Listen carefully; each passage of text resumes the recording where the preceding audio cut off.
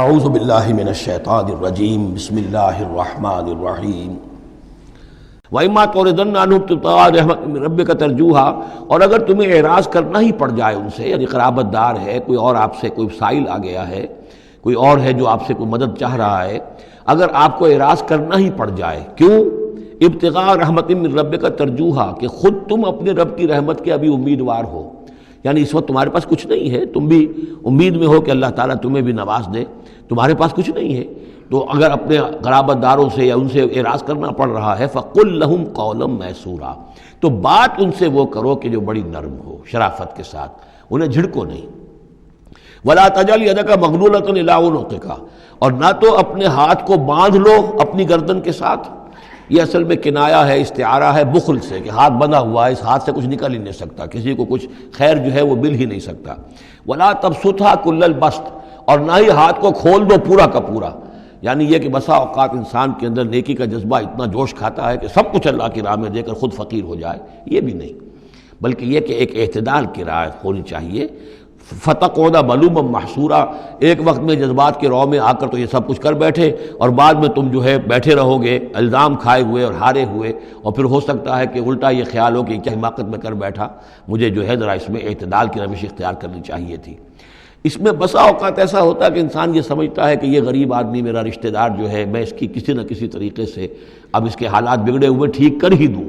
لہذا وہ اپنی امکانی حد تک مدد کر رہا ہے، لیکن حالات ٹھیک نہیں ہو رہے اس کے، تو فرمایا ان ربک یبسط الرزق لمن یشاء ویقدر، یہ جو ہے کسی شخص کے اوپر رزق کا کشادہ ہو جانا اور کسی کے اوپر رزق کی تحقیق ہو جانا، یہ تمہارے اختیار میں نہیں ہے، یہ تیرے رب کے اختیار میں ہے، اللہ کے اختیار میں ہے، لہذا اپنا سا فرض ادا کرو جو تم کر سکتے ہو، معقول طریقے سے، معتدل طریقے سے، متوازن طریقے سے وہ کرو،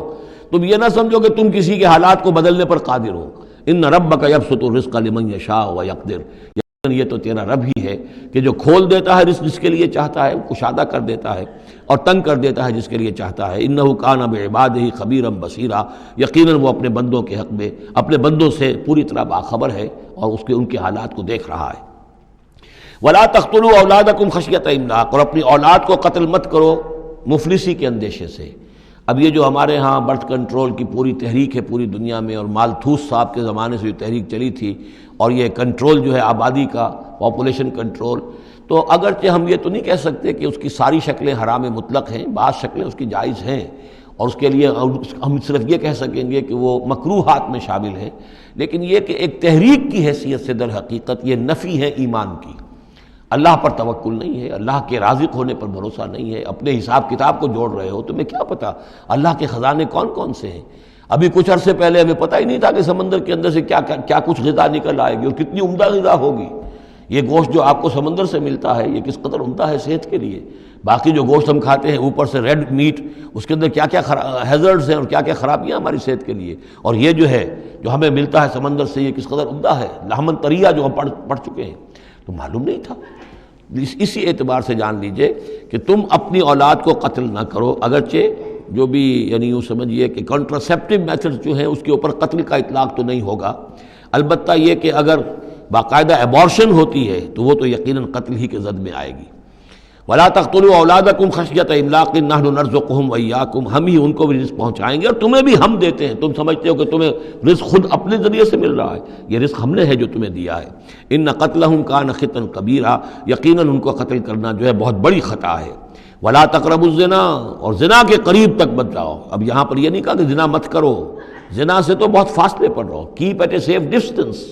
وَلَا تَقْرَبُوا الزِّنَا، اس کے قریب تک نہ جاؤ، إِنَّهُ كَانَ فَاحِشَةً وَسَاءَ سَبِيلًا، یقیناً یہ بہت بے حیائی کا کام ہے اور بہت ہی برا راستہ ہے۔ وَلَا تَقْتُلُوا النَّفْسَ الَّتِي حَرَّمَ اللَّهُ إِلَّا بِالْحَقِّ، اور مت قتل کرو اس جان کو، انسانی جان کو جسے اللہ نے محترم ٹھہرایا ہے مگر حق کے ساتھ۔ حق کیا ہے؟ قاتل کو قتل کیا جائے گا، اس کی جان لے لی جائے گی، اس کے قتل کے بدلے خون کے بدلے خون،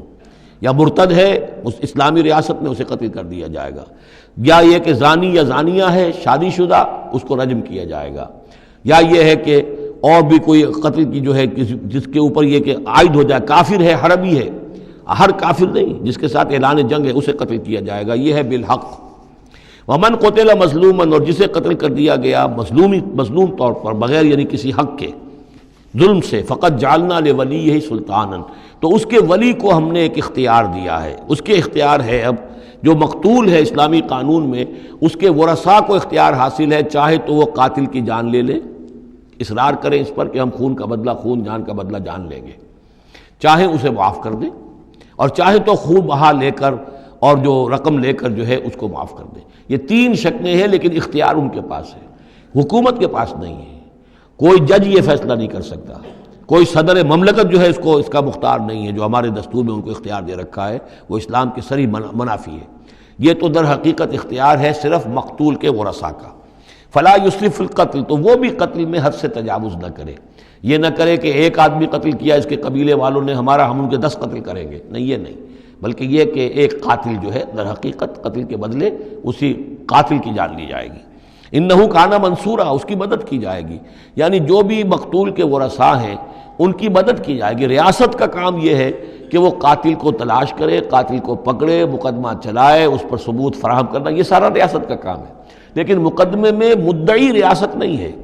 ہمارے ہاں غلطی یہ ہے کہ اسٹیٹ ورسس وہ قانون جو مقدمہ بنتا ہے اس میں مدعی حکومت ہوتی ہے، یہ نہیں ہے، ریاست نہیں ہے، بلکہ مدعی جو ہے وہ مقتول کے ورثاء ہیں اسلام میں قتل کے مقدمات میں۔ وَلَا تَقْرَبُوا مَالَ الْيَتِيمِ إِلَّا بِالَّتِي أَحْسَنُ، یہ آیت ہم پہلے بھی پڑھ چکے ہیں، اور یتیم کے مال کے قریب تک بھی مت آؤ مگر بہترین طریقے سے، اس کی حفاظت کرو اور اس کو سنبھال کر رکھو، اس کو ضائع نہ کرو، اسے کھانے اور ہڑپ کرنے کی کوشش نہ کرو، حتیٰ یبلغ اشدہ، یہاں تک کہ وہ اپنی پوری قوت کو پہنچ جائے، پوری جوانی کو پہنچ جائے، سمجھ کو پہنچ جائے، بالغ ہو جائے۔ وَأَوْفُوا بِالْعَهْدِ، اور عہد کو پورا کرو،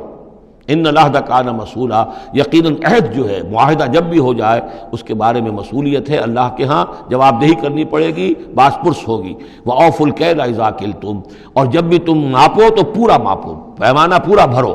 وَزِنُوا بِالْقِسْطَاسِ الْمُسْتَقِيمِ، جب تولو تو پوری سیدھی ترازو کے ساتھ تولو۔ ذَلِكَ خَيْرٌ وَأَحْسَنُ تَأْوِيلًا، یقیناً یہی بہتر ہے، اور انجام کے اعتبار سے بھی دیانت داری کے ساتھ پورا ناپ کر، پورا تول کر اگر تم دے رہے ہو معاملہ، تو پھر جو بقیت اللہ ہے، پھر جو بھی اللہ کی طرف سے تمہیں نفع ہو جائے گا اس میں بہت برکت ہوگی، اس میں بہت خیر ہوگا۔ احسن تأویلا، صدق اللہ العظیم۔